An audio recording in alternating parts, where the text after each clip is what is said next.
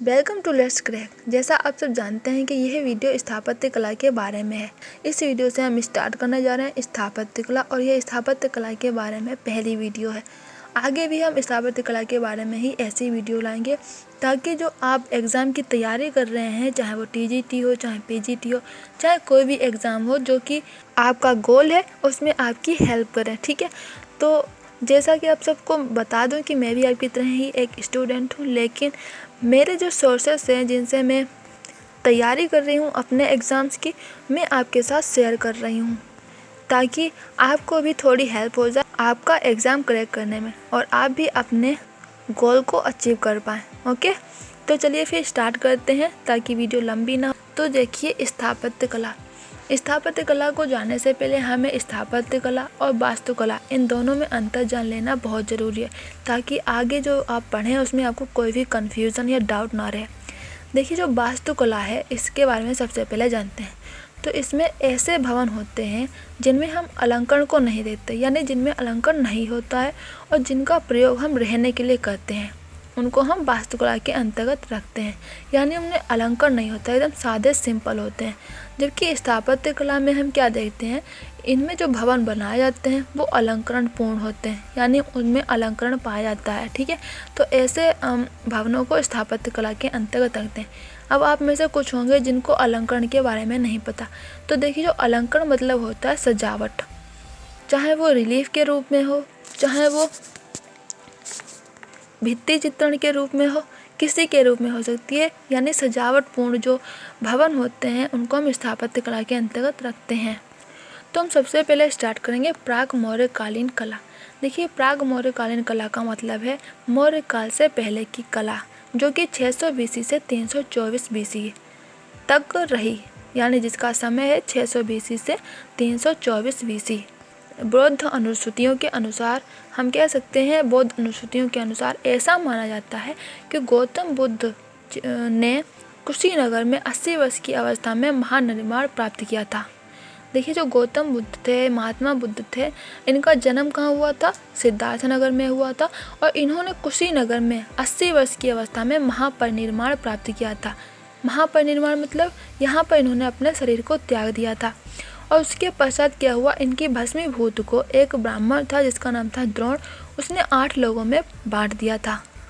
देखिए, भस्मीभूत मतलब शारीरिक धातु। जैसे आपने सुना होगा कि जब किसी की मृत्यु हो जाती है या जब किसी की डेथ हो जाती है, तब उसको जब हिंदू धर्म में चिता में लिटाकर उसको जब जलाया जाता है, तो कुछ चिता जब ठंडी हो जाती है, चिता की राख ठंडी हो जाती है, तब कुछ शरीर के अवशेष बचते हैं, यानी कुछ ऐसे पार्ट्स होते हैं जो जल नहीं पाते हैं। ठीक है, तो उनको क्या होता है, बीन लिया जाता है, जिसको हम कहते हैं फूल बीनना।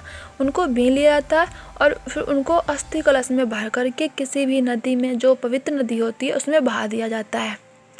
यहाँ पर भी कुछ ऐसा ही हुआ होगा कि ऐसा माना जाता है बौद्ध अनुश्रुतियों के अनुसार, जब महात्मा बुद्ध ने 80 वर्ष की अवस्था में कुशीनगर में महापरिनिर्वाण प्राप्त किया, तब उनकी जो भस्मीभूत बची थी या उनके जो शारीरिक धातु बचे थे, उसको जो द्रोण नामक ब्राह्मण था उसने 8 लोगों में बांट दिया। अब वो 8 लोग कौन कौन थे? मगध के अजातशत्रु थे, वैशाली के लिच्छवी थे, कपिलवस्तु के शाक्य थे, अलकंप के बुलिये थे, रामग्राम के कोलिये, वैद्यपीठ के ब्राह्मण, पावा के मल्ल, और सबसे लास्ट में कौन है? कुशीनगर के मल्ल। इन सबको, यानी 8 लोगों को, जो ब्राह्मण था द्रोण, जिसका नाम क्या था? द्रोण था, उसने इन 8 लोगों में वो धातु जो थे, शारीरिक धातु, उनको बांट दिया। अब इन लोगों ने क्या किया, इन लोगों ने उन धातुओं को जो जो इनके हिस्से में आए उन पर एक एक स्तूप का निर्माण करा दिया। लेकिन जब ये बात बिप्लीवन के मौर्यों को पता चली, तो उन्होंने सोचा हम क्यों पीछे रहे, वो भी पहुंच गए। लेकिन जब तक वो लोग पहुंचे तब तक जो बुद्ध के शारीरिक धातु थे उनका बंटवारा हो चुका था। इसलिए उनको जो है चिता भस्म, जो ऐश यानी राख होती है, उसी से संतोष करना पड़ा। लेकिन उन्होंने भी क्या किया, उस पर भी एक स्तूप का निर्माण करा दिया। जो द्रोण नामक ब्राह्मण था उसने सोचा कि सबने स्तूपों का निर्माण कराया, तो हम क्यों पीछे रहे। तो द्रोण नामक ब्राह्मण ने भी अस्थि कलश पर, जो इस कलश में जो है वो भरी जाती हैं अस्थियाँ, मतलब जो बची हुई पार्ट्स जो बॉडी के होते हैं उनको भरा जाता है, उसको अस्थि कलश कहते हैं। उस पर भी उसने एक स्तूप का निर्माण कर दिया। तो इस तरह हम कह सकते हैं कि जो बुद्ध के शारीरिक धातु थे उन पर तो 8 स्तूपों का निर्माण हुआ, लेकिन बाद में भस्मीभूत पर भी 2 स्तूप बने। तो इस तरह लगभग 10 स्तूप अस्तित्व में आए, यानी हम 10 स्तूपों के बारे में पढ़ेंगे। लेकिन जो ये स्तूप बने थे इनको भी जो सम्राट अशोक था, अब देखिए सम्राट अशोक कौन था, तो ये तो जो जानकारी है वो हिस्ट्री का टॉपिक है, लेकिन अशोक के बारे में भी मैं आपके लिए एक वीडियो बनाऊंगी जिसमें हम अशोक के बारे में A to Z पूरी जानकारी होगी, जितने भी पॉइंट्स होंगे उनको हम रखेंगे ताकि आपको कोई भी डाउट ना रहे जो आपके एग्ज़ाम में आपके गोल को अचीव करने में आपके लिए बाधा बने। ठीक है, तो चलिए स्टार्ट करते हैं। ऐसा माना जाता है बौद्ध परंपरा के अनुसार कि अशोक ने, जो कि बिंदुसार का पुत्र था, उसने क्या किया, जब देखिए मैं थोड़ी आपको बेसिक जानकारी बता देती हूँ। देखिए जो अशोक था, सम्राट अशोक, वो मौर्य वंश का सबसे प्रसिद्ध शासक था और कलिंग का जब उसने युद्ध लड़ा था 261 ईसा पूर्व में, तब इतना नरसंहार हुआ या इतनी मानव हत्या हुई कि उसको देखकर वो अंदर से विचलित हो उठा। तब उसने क्या किया, बौद्ध धर्म को अपना लिया। ठीक है, जब उसने बौद्ध धर्म को अपना लिया तब उसको इन 8 स्तूपों के बारे में पता चला होगा। तो उसने क्या किया, जो शारीरिक धातु पर अवशेष बने, शारीरिक धातु के अवशेषों पर जो 8 स्तूप बने थे उसमें से उसने 7 स्तूपों को तुड़वाया और उनमें से जो शारीरिक धातु थी उनको निकलवाया और उसमें उन धातुओं पर उसने 84,000 स्तूपों का निर्माण करा। कितने? 84,000, काफ़ी बड़ी संख्या में उसने स्तूपों का निर्माण करा है। लेकिन सबसे नोट करने वाली बात यह है कि उसने सिर्फ 7 स्तूपों को तुड़वाया और उसमें से सारी धातु को निकलवा कर स्तूपों का निर्माण करा। उसमें से भी उसने एक स्तूप था उसको छोड़ दिया, और वो स्तूप कौन सा था? कोली के रामग्राम। तो ये क्वेश्चन बन सकता है कि अशोक ने कौन सा स्तूप नहीं तुड़वाया था? तो कोली के रामग्राम का स्तूप नहीं तुड़वाया था। तो चलिए फिर बाकी जो 2 स्तूप भस्मीभूत पर बने थे उनके बारे में भी जान लेते हैं। तो सबसे पहला था पिपरहवा का स्तूप।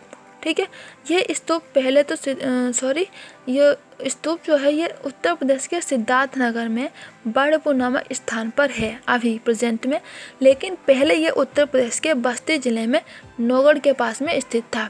और जो इसका निर्माण है वो शाक्य वंश के शासक सुकीर्त ने ईंटों से करवाया था। देखिए जब भी आप कोई भी पैरा पढ़ें या कुछ भी लाइंस पढ़ें या जो भी पॉइंट्स पढ़ें तो आप उसमें से क्वेश्चन निकालने की कोशिश करें। ठीक है, जैसे ये पैरा है 3 लाइन का, लेकिन इसमें से 2 क्वेश्चन बन सकते हैं। पहला, पिपरहवा का स्तूप कहाँ स्थित है? तो ये सिद्धार्थ नगर में है, सिद्धार्थ नगर जिले में बड़पुर नामक स्थान पर है। दूसरा, इसका निर्माण किसने करवाया था? तो ये सुकीर्त ने करवाया था, जो कि किस वंश का शासक था? शाक्य वंश का।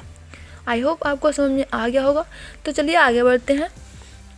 अब आती है इसके उत्खनन की बारी। उत्खनन मतलब इसकी खुदवाई किसने करवाई या कब करवाई? तो जैसा आप जानते हैं कि सिंधु घाटी सभ्यता का भी उत्खनन कार्य किया गया था, इसी तरह इसका भी उत्खनन कार्य किया गया और यह 1897 से 1898 तक, यानी 1897 टू 98 तक किसने करवाया था? तो एक ब्रिटिश इंजीनियर थे जिनका नाम था विलियम क्लैक्सटन पेम्पे। क्या नाम था?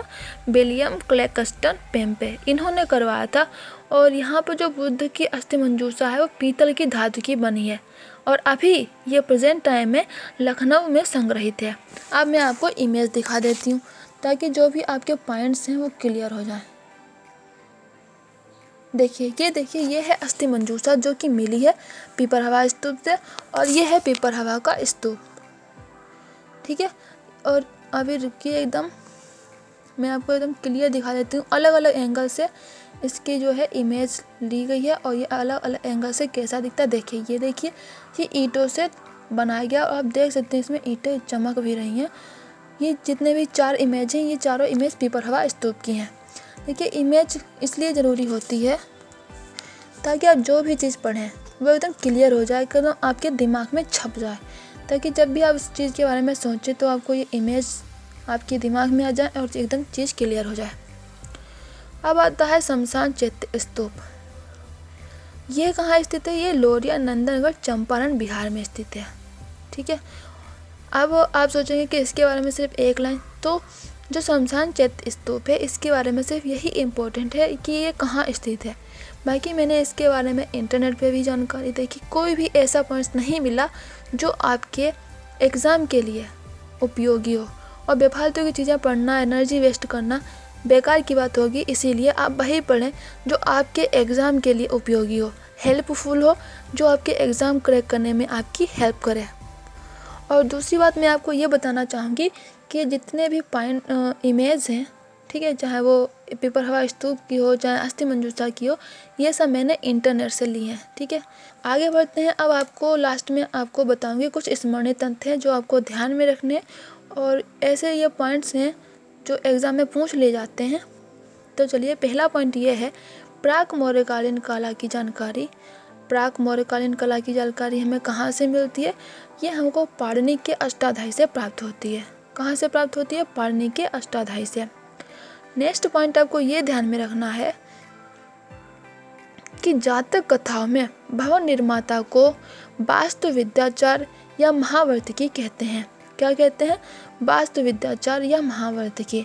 अब इसमें से क्वेश्चन ऐसे बन सकता है कि जो जातक कथाएं हैं उनमें भवन निर्माता को क्या कहते हैं? तो आपका आंसर होगा विद्याचार या महावर्तकी।